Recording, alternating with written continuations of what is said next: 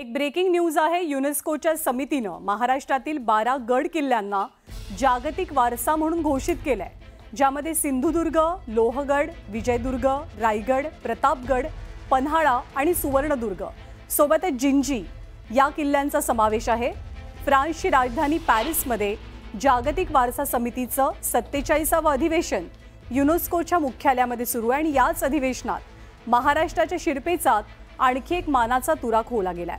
याआधी महाराष्ट्रात एकूण 5 जागतिक वारसा स्थळं घोषित झालेली होती। त्यात अजिंठ्याची लेणी, वेरूळची लेणी, मुंबईतील छत्रपती शिवाजी महाराज टर्मिनस आणि पश्चिम घाटाचा समावेश होता। तर आता 12 गड किल्ले सुद्धा जागतिक वारसा म्हणून घोषित होत आहेत। गड किल्ल्यांचे अभ्यासक चिन्मय भावे सध्या आपल्या सोबत आहेत। चिन्मयजी, भारतासाठी अभिमानास्पद क्षण म्हणावा लागेल, काय नेमका निर्णय झालाय?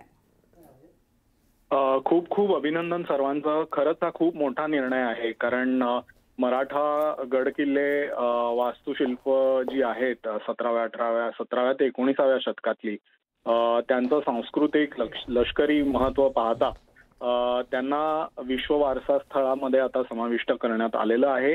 आणि त्याच्यामध्ये विशेष गोष्ट अशी आहे की महाराष्ट्रातल्या किल्ल्यांबरोबरच जिथे राजाराम महाराज दक्षिणेला गेले होते, छत्रपती शिवरायांनी दक्षिण दिग्विजयामध्ये जो भाग काबीज केला होता, आता तामिळनाडूमधील जिंजी किल्ल्याचाही यात समावेश आहे। आणि कोकणासाठी विशेष गोष्ट आहे, कारण मुंबईमध्ये आपण पाहिलं तर एलिफंटाची लेणी, त्याच्यानंतर छत्रपती शिवाजी महाराज टर्मिनस, त्याच्यानंतर गॉथिक आणि आर्ट डेको बिल्डिंग ही विश्व वारसा स्थळं होतीच, त्याच्यात अजून एकाची आता भर पडलेली आहे। याचं मोठं महत्व असं आहे की एकदा या ठिकाणी अशी स्थळं आली की या माध्यमातून त्यांचं जागतिक नकाशावर मोठं स्थान प्राप्त होतं। त्याला अनुषंगून इतर व्यवस्था, तिथे संवर्धनाची सोय, त्याला लागणारा निधी, तिथल्या आजूबाजूच्या परिसरामधील पर्यावरणाचं लक्षण, लोकांना तिथं रोजगार मिळणं, पर्यटन उत्पन्न वाढणं, या सगळ्या दृष्टीने ही खूप मोठी गोष्ट आहे। आणि आपण आता म्हणू शकतो की कोकणासारख्या ठिकाणी जिथे पर्यटन वाढायला हवं, जिथे इतिहास आणि वारशाचं पर्यटन वाढायला हवं, तिथे एक जागतिक स्तराची संधी आता मिळालेली आहे। निश्चित तुम्ही आमच्यासोबतच राहा। आपल्यासोबत आशिष शेलार, त्यांच्याशी बोलूया। आशिष, आपण बघतो युनेस्कोच्या समितीने महाराष्ट्रातील 12 गड किल्ल्यांना जागतिक वारसा म्हणून घोषित केलेला आहे, काय तुमची प्रतिक्रिया? मी खरं तर हा महाराष्ट्र सरकारचा प्रयत्न यशस्वी झाला। या पद्धतीचा प्रस्ताव बनवण्याची प्रक्रिया गेली 1.5 वर्ष आम्ही करत होतो। देशभरातून, सगळ्या राज्यातून विविध प्रस्ताव येतात। त्या प्रस्तावापैकी भारत सरकार वर्ल्ड युनेस्कोला कुठला प्रस्ताव प्राथमिकता द्यायची हे ठरवत असतं। माननीय मोदी सरकारने महाराष्ट्राचा हा प्रस्ताव, जो मराठा मिलिटरी लँडस्केप म्हणजे छत्रपती आपल्या शिवाजी महाराजांचे 12 गड किल्ले, जे शौर्य, पराक्रम, युद्धनीती, रणनीती या सगळ्याचं प्रतीक आहे, त्याचा प्रस्ताव भारत सरकारकडून पाठवला।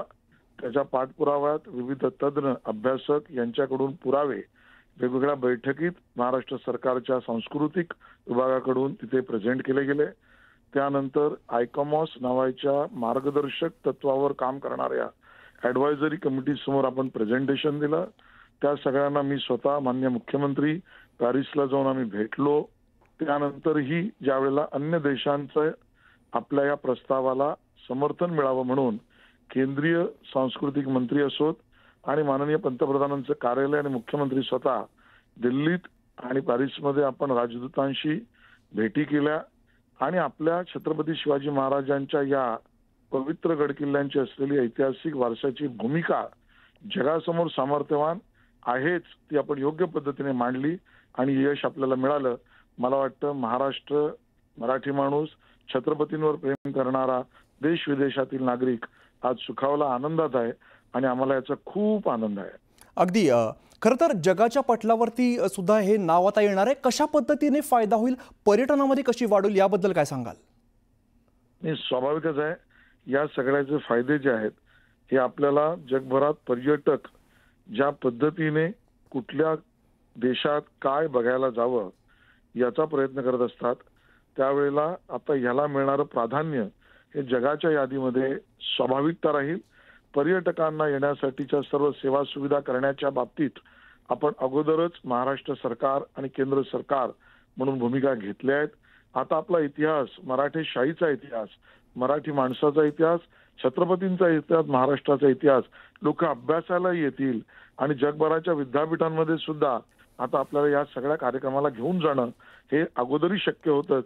आता त्याला अधिकृतरित्या मान्यता मिळेल आणि त्याचा खूप मोठा, आपण ज्याला म्हणू पर्यटक, शैक्षणिक आणि अन्य पद्धतीचाही उपयोग आपल्याला येणाऱ्या काळात होईल. निश्चित. आशिषजी धन्यवाद, तुम्ही सविस्तर बोलला त्याबद्दल.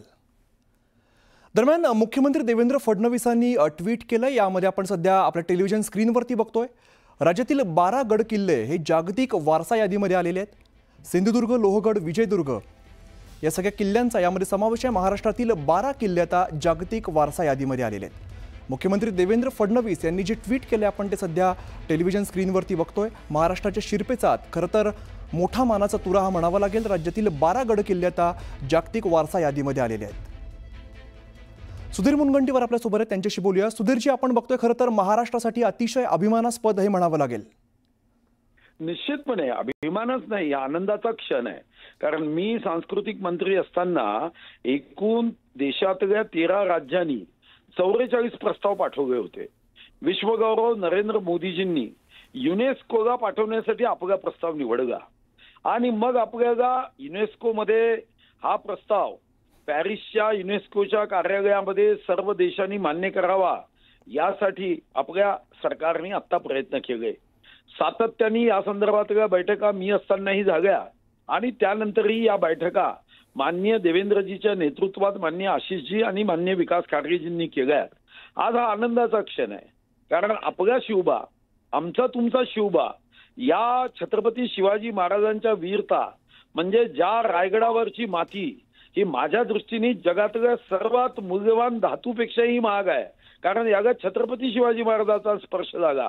असे 12 गड किल्ले, 11 आमचे आणि 1 तामिळनाडूचा जिंजी, जो छत्रपती शिवाजी महाराजांच्या या गनिमी कावा किंवा युद्ध निपुणतेमधले हे गड किल्ले म्हणजे हे फक्त छत्रपती शिवाजी महाराजांचे गड किल्ले नाही, जगाला सत्यासाठी, जगाला माणुसकीसाठी युद्ध करणाऱ्या राजाच्या साऱ्या युद्ध नीतीचं हे एक जगाला वारसा म्हणून स्वीकारताना निश्चितच आनंद होईल.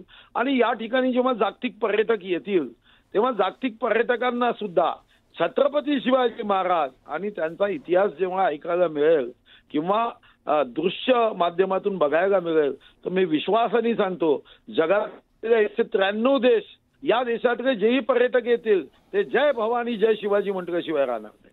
अगदीच. सुधीरजी, खरं तर यापूर्वी सुद्धा 5 जागतिक वारसा स्थळं घोषित करण्यात आली होती आणि यानंतर थेट हा आकडा 12 वरती गेलेला आहे. त्यामुळे हा आकडा सुद्धा मोठा आहे. एकंदर महाराष्ट्र असेल आणि महाराष्ट्रासोबतच भारताला सुद्धा याचा कशा पद्धतीने फायदा होईल? नाही, शेवटी चाणक्याने राजा कसा असावा याचं जे वर्णन केलं, असा राजा जन्माला यायला 2000 वर्ष लागली. आणि छत्रपती शिवाजी महाराज यांचा वीरतेचा इतिहास हे का राज्यासाठी नव्हता, राज्याच्या सीमेसाठी नव्हता, सिंहासनासाठी नव्हता, स्वतःला सम्राट आलमगीर महाराज म्हणण्यासाठी नव्हता.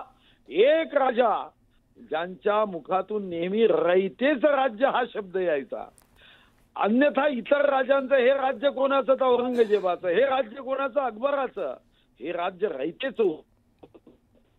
शिवाजी महाराजांच्या नजरेत रयत म्हणजे ईश्वराचा अंश होती. त्यांचं हे 12 गड किल्ले हे आपल्याला लोकशाहीचा खरा मंत्र आणि खरी जाणीव करून देईल. अगदी. यासाठी तुम्ही सुद्धा यापूर्वी प्रयत्न केलेले आहेत. आता जेव्हा 12 गड किल्ले हे जागतिक वारसा म्हणून घोषित होतात यानंतर पुढचं पाऊल काय असू शकेल? महाराष्ट्र हा इतिहास आता जगासमोर जाईल हे तर नक्कीच आहे. इथून पुढे महाराष्ट्रासाठी कसं असेल? नाही, आज आपण एक अशासकीय विधेयक माझं बघितलं असेल, मी गड किल्ल्यांवर किंवा सार्वजनिक जागेवर मद्यप्राशन करणाऱ्यांना कडक शिक्षा द्यावी असं अशासकीय विधेयक आणलं. त्याचं कारणच होतं, या गड किल्ल्यामध्ये कुणी व्यसनाधीन सार्वजनिक जागेवर बसून दारू पित आहे, प्रणय आराधना करताय हे मान्यच नाही. आणि म्हणून या गड किल्ल्यांमध्ये आता पर्यटनाच्या सोयी करणं, या संदर्भात योग्य माहिती आणि लोकांना QR कोडच्या माध्यमातून, गाईडच्या माध्यमातून या 12ही गड किल्ल्याचं संवर्धन विथ इन्फॉर्मेशन हे करावं लागणार आहे. आणि मी सुरुवातीला जेव्हा हा प्रस्ताव पाठवला तेव्हा आम्ही सर्वांनीच खूप मेहनत केली होती आणि त्याची तयारी सुद्धा केली होती. आता मला वाटतं की आता माननीय देवेंद्रजीच्या नेतृत्वात पुन्हा बाकी गोष्टी शिल्लक ज्या आहेत त्या पूर्ण होतील आणि आपलं राज्यगीत जे निवडलं दिल्लीचे ही तख्त राखतो महाराष्ट्र माझा, त्या दृष्टीने निश्चितपणे उत्तम कार्य करण्यासाठी हा जागतिक वारसाचं आपलं नामांकन हे खूप आनंददायी आहे. निश्चित धन्यवाद, तुम्ही सविस्तर बातचीत केली त्याबद्दल. Bodies on the inscription of the Maratha military landscapes of India on the World Heritage List under agenda item